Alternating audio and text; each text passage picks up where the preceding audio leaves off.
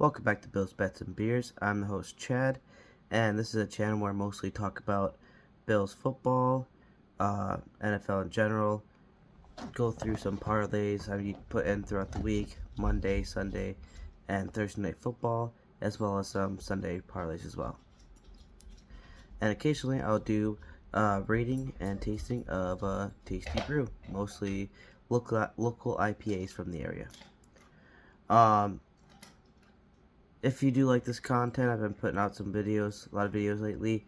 Definitely hit the like and subscribe. And if you have some, I don't know, anything you'd like to say to me, like if my predictions were way off, if my parlays were way off, or if you just like what I said, just leave a comment as well. Hate or love comments are all welcomed. Not a very positive outlook of this game. See by the title, it's the Bills vs. Jets post-game reaction. It's great. It wasn't a great game. That Jets D definitely brickwalled Allen and the Bills offense, and the Bills defense did not help at all either.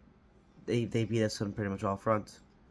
I mean, even with special teams, we had one kick that just went out of bounds on a kickoff, and that gave them the yardage there, and that's what helped them out with scoring a touchdown as well. So everything went bad. But I had about a day to kind of process, kind of look through some more stuff, just grab some extra knowledge and grab some stats from the box scores and things, and let's just get into it. First off, this is the hardest part, finding positives from the game. There's pretty much none. But first positive I put in there is Trey White might be back next week for the Vikings. And we definitely need him there. Secondly, the backup play was not horrible without Poyer in there at safety. I liked what Jaquan Johnson did. I mean, it'd be interesting. Are we going to see Dean Marlowe this Sunday? Who knows?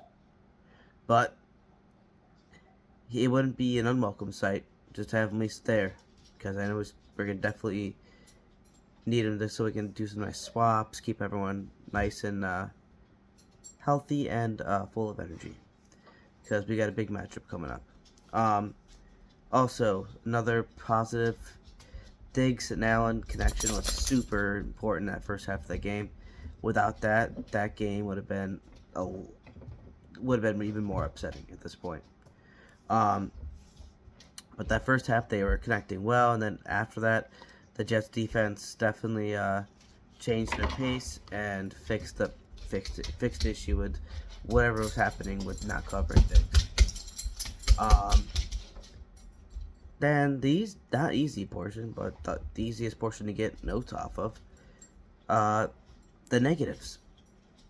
I just did not like this game at all. The big part of this loss of this game was the run defense was just horrendous. I mean, you're allowing 6 yards a pop. That you know they're going to run the ball. This is what I did not like about in the Packers game. Even though we won by 10, we scored all our points in the first half, scored 3 in the second half, and they just ran all over us, even though we knew they were just going to run the ball. If you can't stop a team that you know is running the ball, what are you going to do when you actually face a team who's dynamic and has a running quarterback, a good pass game, and a good running game? I mean, we're hitting 2 out of those 3 next week. A good running game and a good pass game.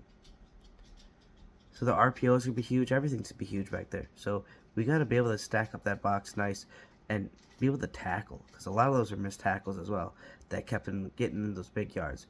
Where we could have got him 5 yards in the backfield and he ended up getting a positive 2 or 3. So just clean up on tackles would be nice this week. Also, Allen is still throwing terrible picks. I don't know what's wrong with him. I mean, he was definitely holding his elbow arm area, but some of those throws, either he was off and not really connecting well with Davis, but both both those interceptions were horrible, and it could have been 3 because that one hit the guy right in the chest and he just dropped it. I mean, it just blows my mind what he plays well, but he's been doing some bonehead mistakes where, like, again in the red zone, a pick. He can't do that stuff 2 weeks in a row. He has to get out of this pattern, because if he doesn't, it's not going to be great for the Bills, even definitely for this year. I still think they're winning the division, but they have to step up their game if they even want to do that, even get close to doing that at this point. Actually, Gabe Davis is still a ghost on the field. I get that he had their number 1 corner on him. Sauce is a very good corner. He's having a great rookie year. But you have to get open. Or do something. And if you're not throwing to him, they should have thrown to Knox more. I don't know. They just haven't thrown the Knox that much. I'm not sure what the reasoning is. But Gabe Davis was pretty much obsolete that whole game. I think he had 1 or 2 catches for like 20-something yards, if that. It was like 30-something yards. But it was like 2 catches for 30-something yards. That's just, you can't do that as a number 2 wide receiver. You have to have more than that. Especially when they're bracketing your number 1.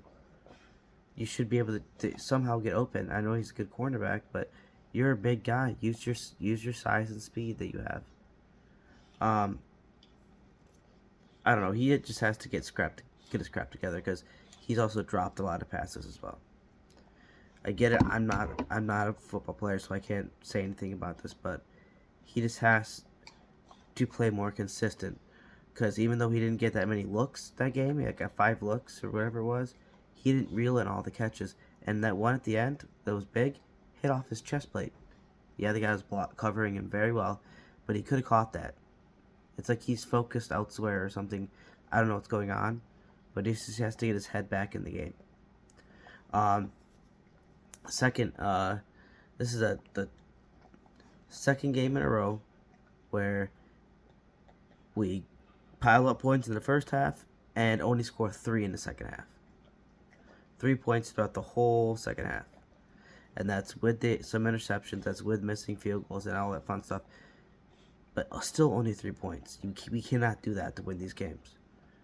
Yes, we might be able to squeeze out a couple games by dropping 24 in the first half. Dropping 21 in the first half. But you have to have a full game. At least 3 full quarters of actual play. Because in the postseason, we're not going to have the luxury of being like, oh, we only play half a game. You have to play a whole full game of full defense and offense. Full bore, doing everything with barely any mistakes at all, if none. So we just got to see it happen in these games. It's just not happening right now. I mean, and what's more frustrating part is it's this in the Miami game. We had a chance to come back. We had the time to come back. We could have came back, got the score, and won. We just couldn't finish. And that's, I know it's a bad game overall, but just look at Mahomes and over there in KC. I mean, they did not play well at all in that game against the Raiders. But at the end of the game, they came back with the time allotted they had, and they got a field goal to tie the game, and they got the field goal to win it in overtime. You can't ask for anything outside of that game. So that's what the Bills should have done, or should have been able to do. Anyways, next up, red game efficiency is just bad. It's like 50-something% at the moment. That's not what you're looking for. We should be towards 65-70%. That would be nice numbers. Obviously, you'd like it more towards 100, but realistically, you're not getting really more than 75% in the red zone. Teams do have it, but overall at the end of the year, you're not really hitting that too much. It's just weird. Like, the questionable interceptions and everything isn't helping, and some fumble we've had issues with in that KC game, but it's just weird how everything's not folding together when it gets down that deep. We had issues like that last year, and I thought they were all patched up, but apparently not. Next, a little concerning, which I didn't like. Bass missed a 55-yard field goal. Yes, 55 yards is big. It's a long field goal, but it's a pro. You're supposed to hit those 50 to 55s pretty well, and there was no wind, and that ball got corked. It was either held weird or kicked off the foot weird. Something was not right when that ball came off. But I know it's only one missing, but it's still a negative. That's where our special teams hurt too, because even on a Bass kickoff, he was trying to like hug that, do a nice little hug at the corner, and give him like a 4-yard, start off at a 4-yard, 3-yard line, and went out of bounds, and they started at the 40 instead. I mean, special teams did not pan out well this game either. Next segment I have up is insult to injury. Basically, compounding off bad, negative things. Allen, his elbow is expected to be limited in practice. And they're still looking into his elbow, or his arm at this point. I think it's his elbow. They're still looking into testing it and see what's going on.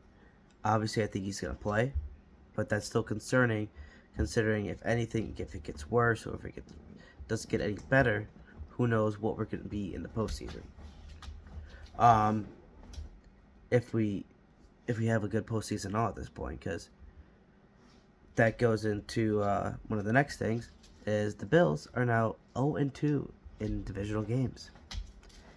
Last year we're 5-6. We're 5-1. Year before that 6-0.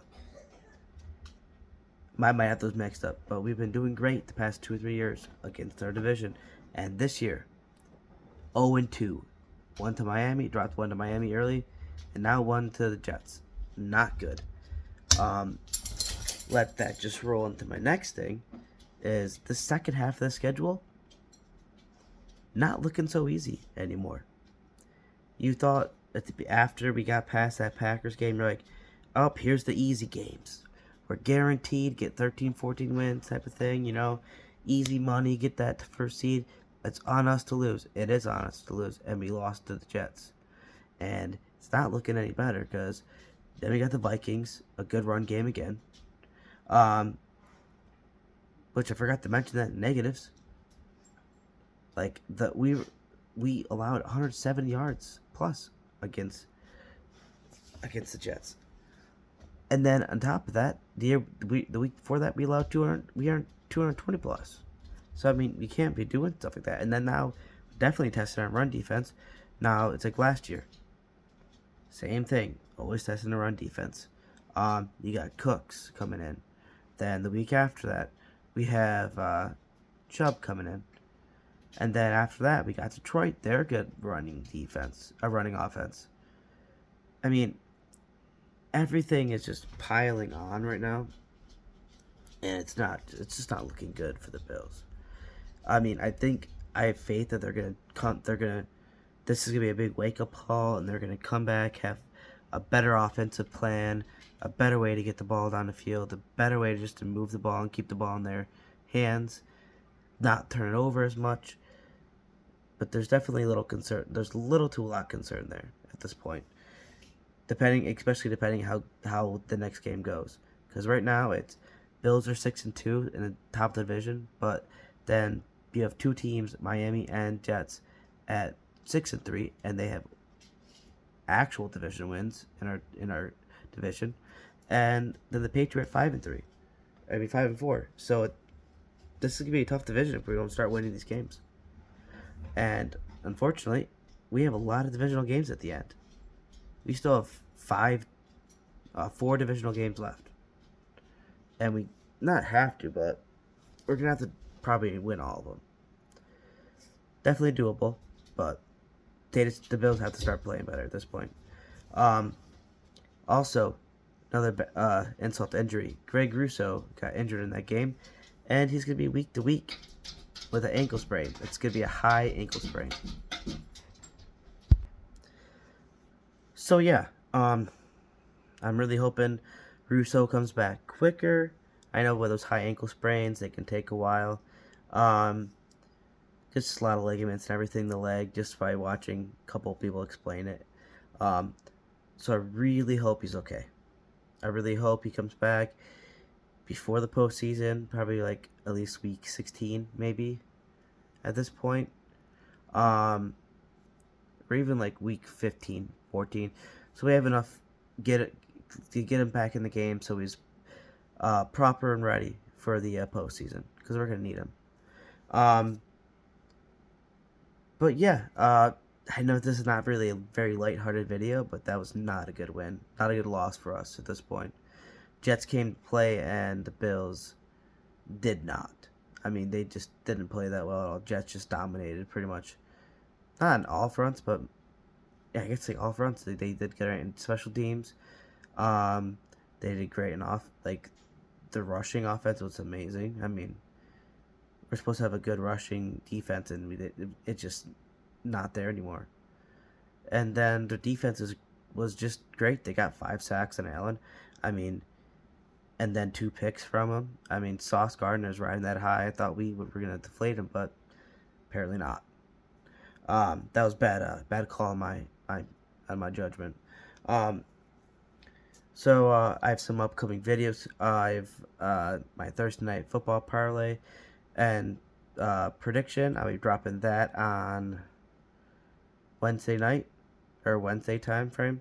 Then I also have the Bills versus Vikings preview, prediction, and same game parlay. I'll be dropping that most likely Thursday, Friday night, and I have the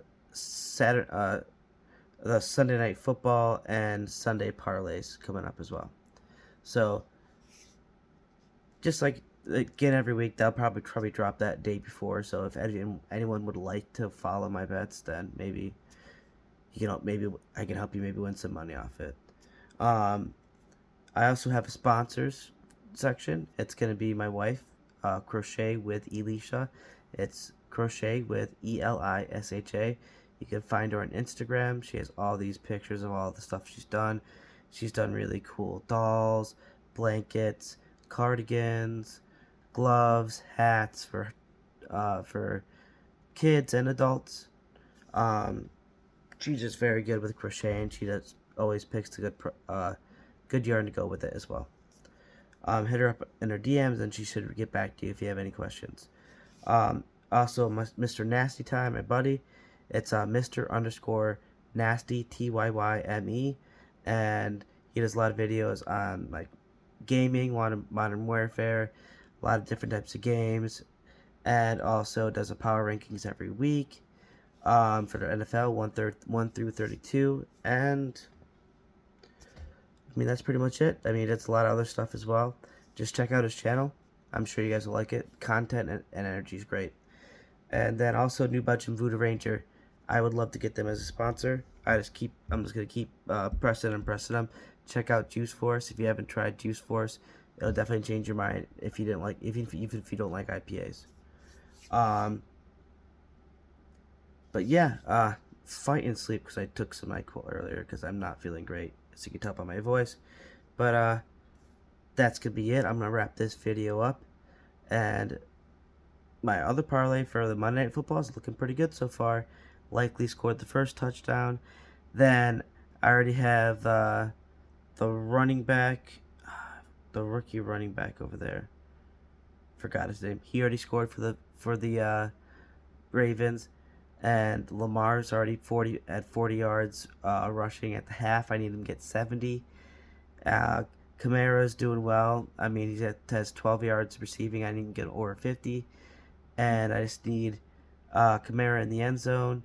And I'm more questionable. Weird thing I don't like right now about it is I haven't seen Duvernay back on the field. I'm not sure if he got hurt, but because I haven't watched all the game. But if I win, I'll definitely be adding that as the some update news on the next video I do. But that's gonna be it. And go Bills. And I'm out.